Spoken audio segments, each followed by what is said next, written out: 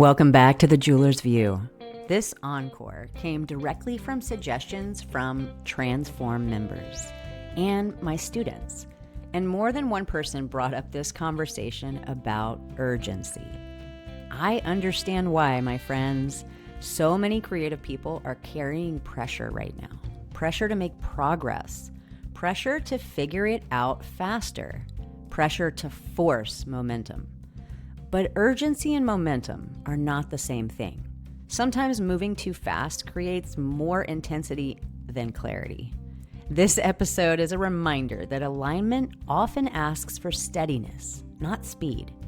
If you've been pushing hard, overworking a decision, or feeling like you should be farther along by now, this conversation may feel especially relevant.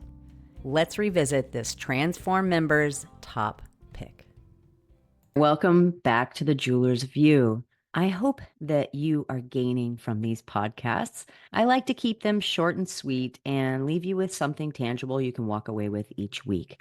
I also want to make sure you're getting my weekly email, so jump over to CourtneyGrayArts.com and make sure that you're on the list. I also have free resources and other opportunities there for you. Okay, I realized something recently.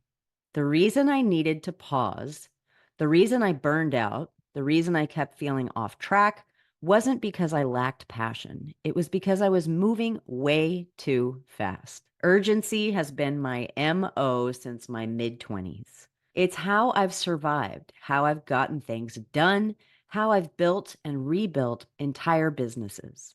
But I've also seen the fallout, and I'm working hard to pivot away from that pace now.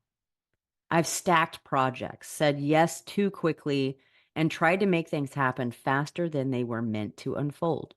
And when I move like that, I make mistakes. I forget things. I lose clarity. I disconnect from the heart of why I'm here even doing this anyway. Here's the truth. Urgency has cost me. It made me feel careless. Let me give you an example. Years ago, I shared a Google Doc that was meant to be a private brain dump, raw, unfiltered thoughts on our internal operations, only to discover I'd sent it out to the entire team. It led to irreparable hurt and fracture I could not repair. I still think about it to this day, and that employee that I really admired still won't even acknowledge me when I see her. When I'm rushing, I stop seeing clearly. I stop treating my work and my people with the level of thoughtfulness that they deserve. Sound familiar? This episode is for you if you've been feeling like your foot is always on the gas, but you're not even sure where you're headed anymore. This one's all about what happens when we let urgency run the show. When we confuse speed with momentum. When we push so hard that we bypass the clarity we actually need. And yes, I have been doing this lately, which is why I'm sharing it with you now. So let's start here, because urgency is sneaky. It feels like productivity. It feels like you're in motion.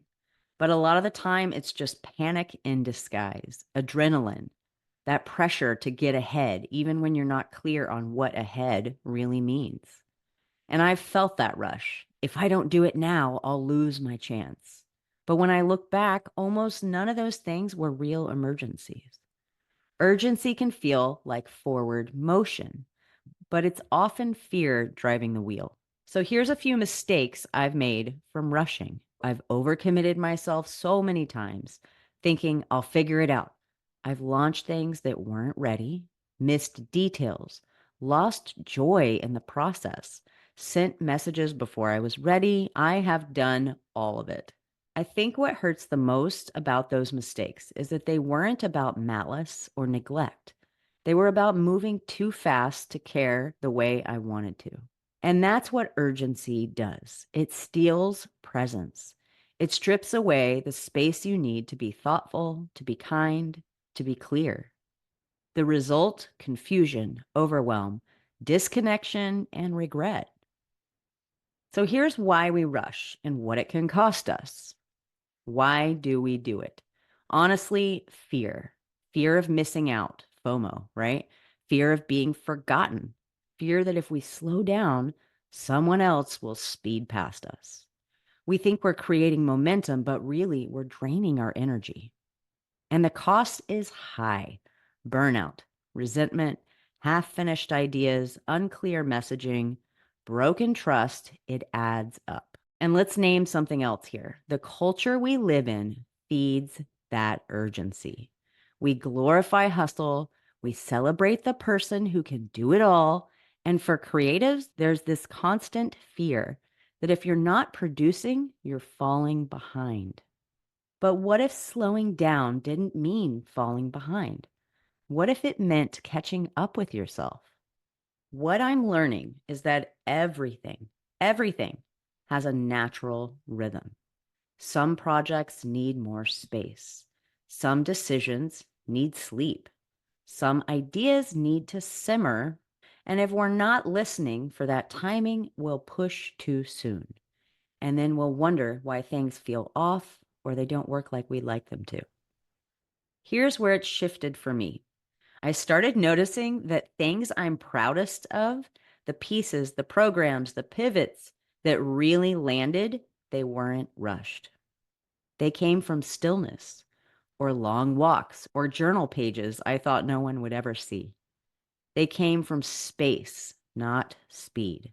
Here's what I'm practicing: working with my energy, not just the clock, building in breathing room, reflection time, deep work sessions, and giving things time to get good, not just done. Because I don't want to create things that are rushed and forgettable. I feel like I'm doing important work here. I want to build things that last. And I know what you're doing is important too. Moving fast doesn't mean moving forward.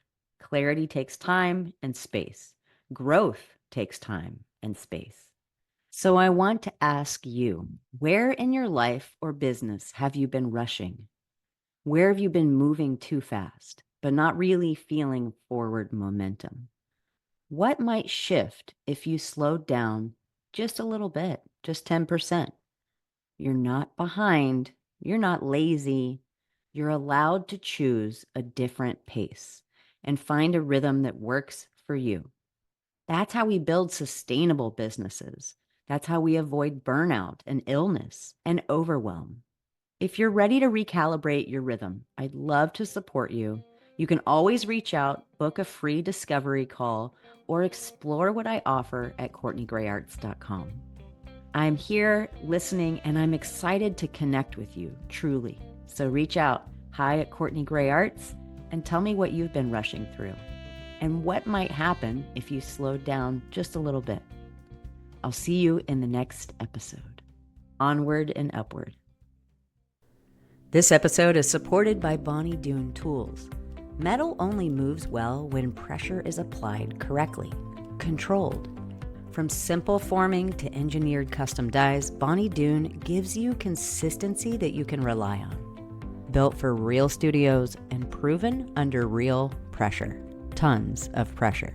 Learn more at bonniedoontools.com. I'm glad you're here. This path takes a lot, especially when you're building something of your own. If you want to go deeper, I share key takeaways and additional teaching through my email list at CourtneyGrayArts.com. Keep going. This part matters. I'll see you next week.